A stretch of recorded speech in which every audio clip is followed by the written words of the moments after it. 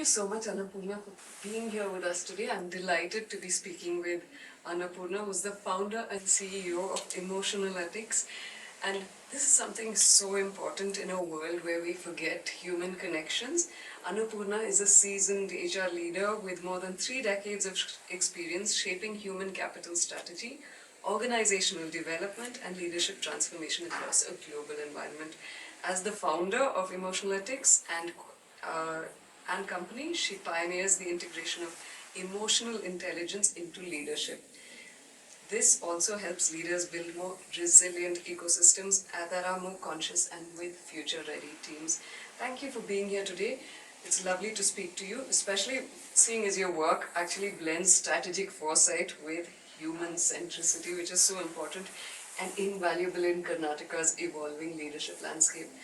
To begin with, how has your leadership philosophy shifted over these 3 decades of transformation? And that's not a small time frame we're talking about. We're talking about from the beginning to where we are today. True. I mean, you're taking down through my memory lane. And I started my work back in 90s, and that time even the degrees what we had got was also not as HR.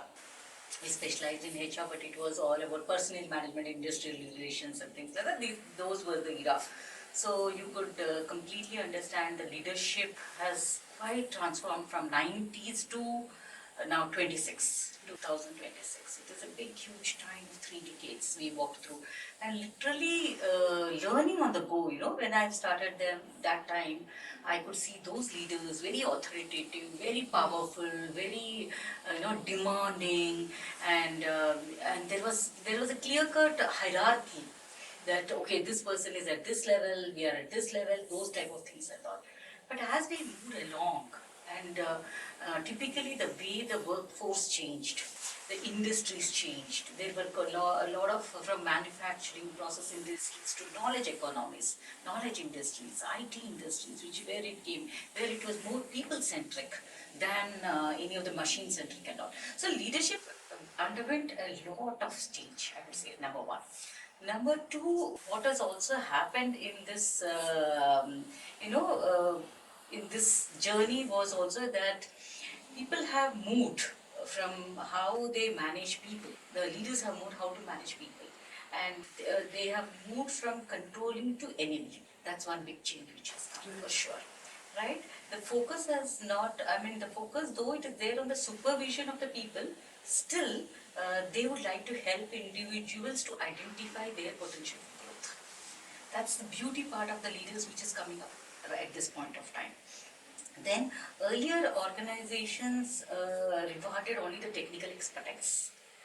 Now sustainable leadership requires emotional intelligence, adaptability, and purpose-driven decision. This is what we are seeing in this landscape of ecosystem now. And leadership today requires comfort, and comfort with what? Comfort with ambiguity. There's nothing called very clear picture. There's nothing called black and white anymore. We work on blue and grey zones. And that is where we have to give a comfort. And the ability to lead through uncertainty, and has become more important than having all the answers which we require. We don't have all the answers. Tomorrow, what would happen? We have no idea. Prime Minister has announced certain things, but can we implement, can we not implement?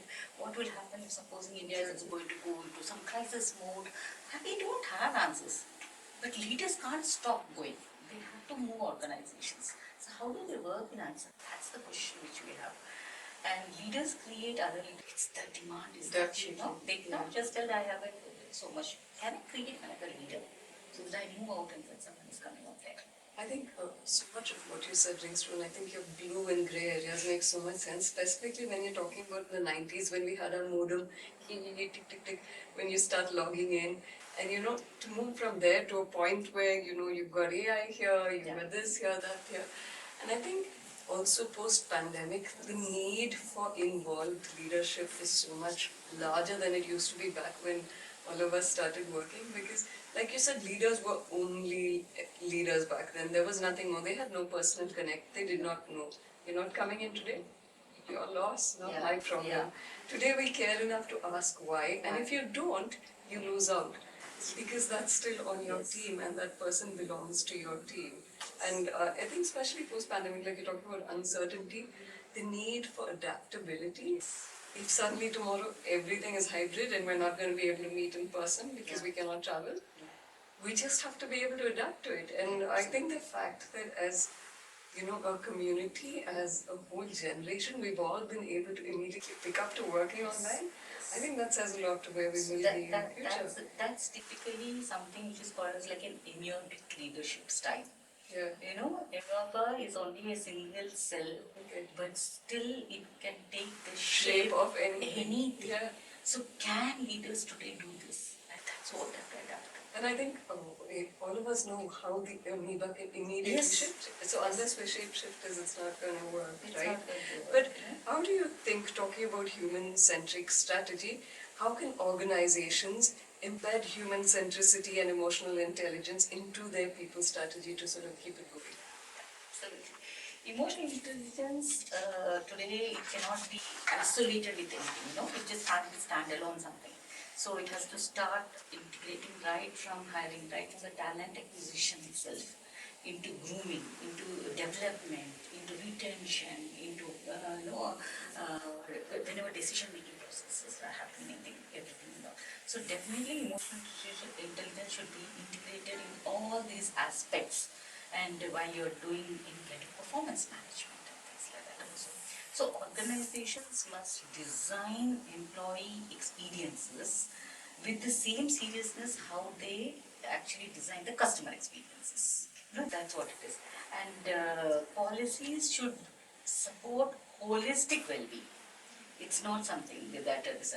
So when we are telling about holistic well-being, it could be mental, emotional, financial, social well-being there. And today we have flexible work models. So flexible work models, personal career growth paths, these all will be the call of the day now. It is not something that one rule, one policy for all. Yeah. No, we can't.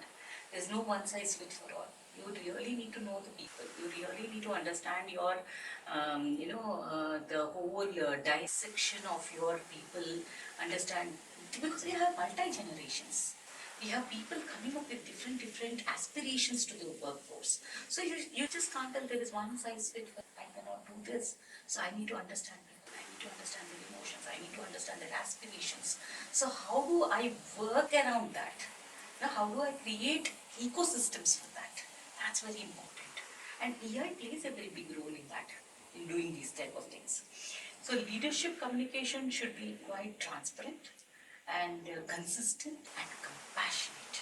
Yeah, I think compassion plays such a huge role, Yes. right, in communication. Especially during this change of certainty, uncertainty, and things like that. And see, all of us like to be getting recognized and identified. So recognition and appreciation culture significantly improve the engagement and trust. So we just can't tell that okay, only a few people can be done, or I can give this gratification later. No, because we are having workforce who demands instant gratification.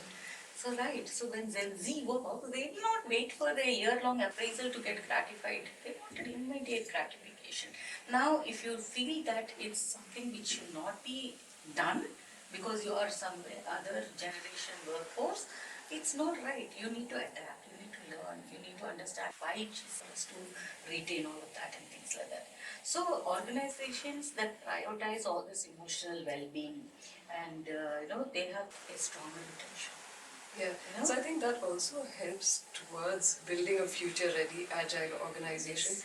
But what do you think they would have to do to stay ready for this, in terms of an organization? One is, when you're talking about future-ready organization, one mantra or one sutra is learning never stops.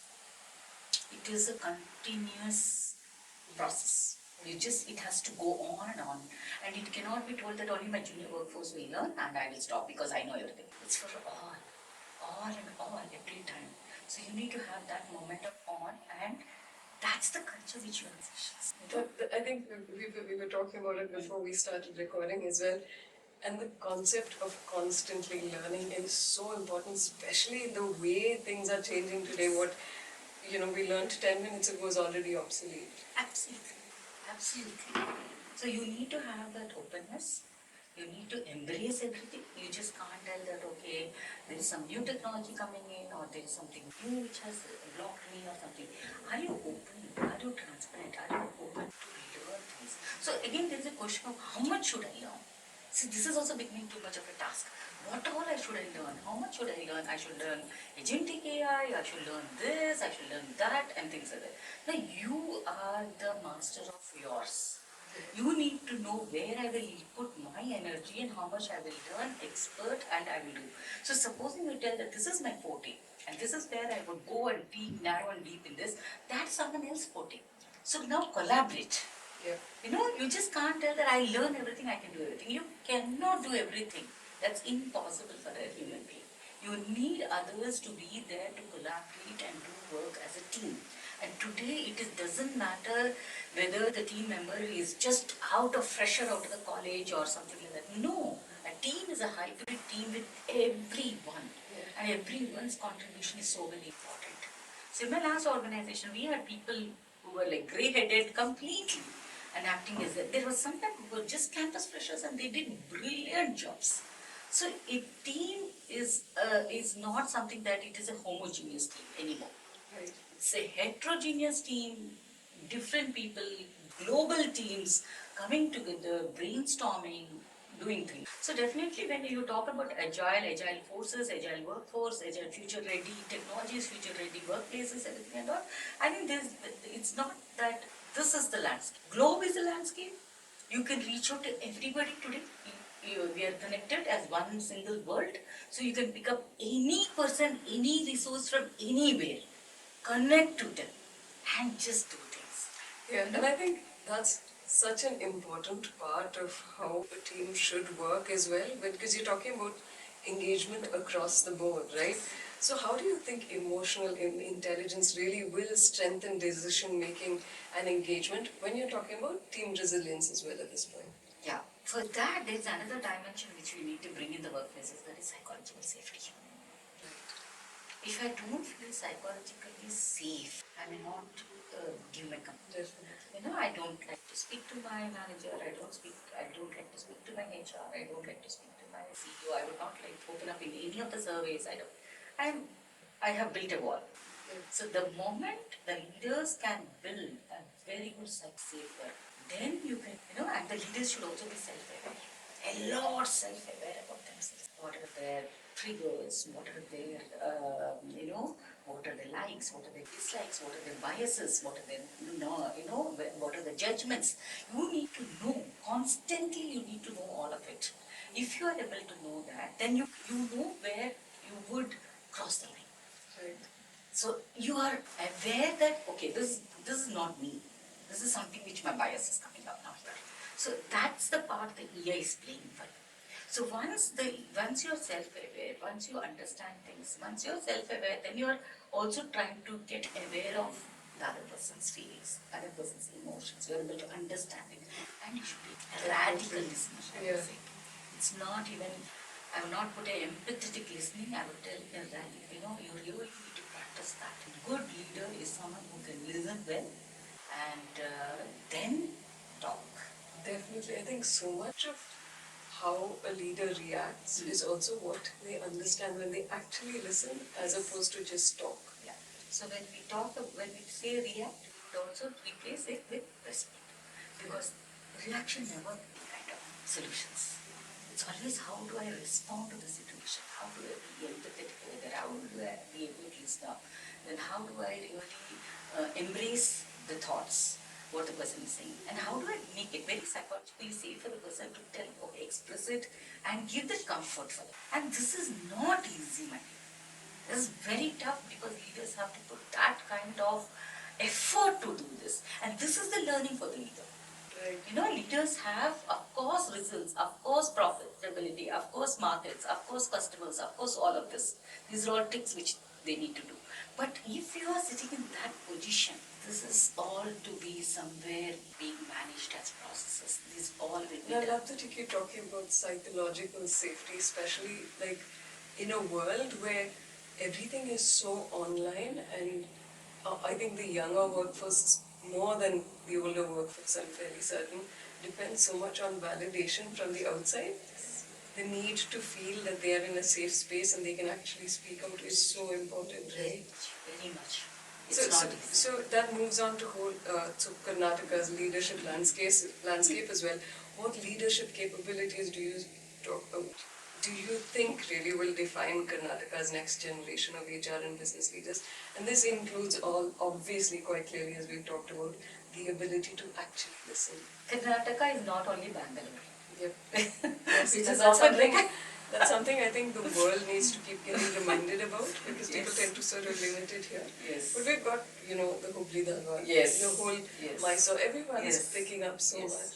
So that's something which it is always a pity when people think that Karnataka means only Bengaluru. No, it's not only Bengaluru. It has so many districts to talk about, so many things what Karnataka is producing. It's not only IT. It has lots others to give for us. So yes, today leadership in, of course, when Bangalore is leading the way for all of it, one thing is very clear that we are doing a global leadership. We are no more stuck to one state or one country or something, which we have led the way. Either ways, if you take the examples of Narayan Murthy, Ajim Premji or Kiran Majumdar or any another who have been born and they have given, transferred their things there. There is other way around, Western leaders managing the country leaderships and that side also. So it's a blended leadership styles which we have seen everywhere, everything and all. So yes, Karnataka now today requires, we have seen different phases of leadership, different models of it and things like that. My only thing when we are talking about leadership here, we should see that future leaders must balance the technological advancement with human-centered leadership. That's very important for to keep it. Then adaptability and continuous learning will become a core leadership able. That is one thing which we should see. Then the other thing what we have to also be mindful about is cross-cultural collaboration skills. Right. You need to really tell the other person what we are and how we do in our workplaces vis-a-vis understanding theirs. It's very important to know this cross culture because And I think only then does it have a mutual respect as well. Absolutely. You don't understand where the other person's coming from. Yeah, absolutely. So cross-cultural collaboration skills will become very critical to having this diverse and global teams. Because what would happen otherwise, they will not understand, then you're not making them to understand. So that is where we will start losing out also, the burnouts. Right. Whatever you talk about.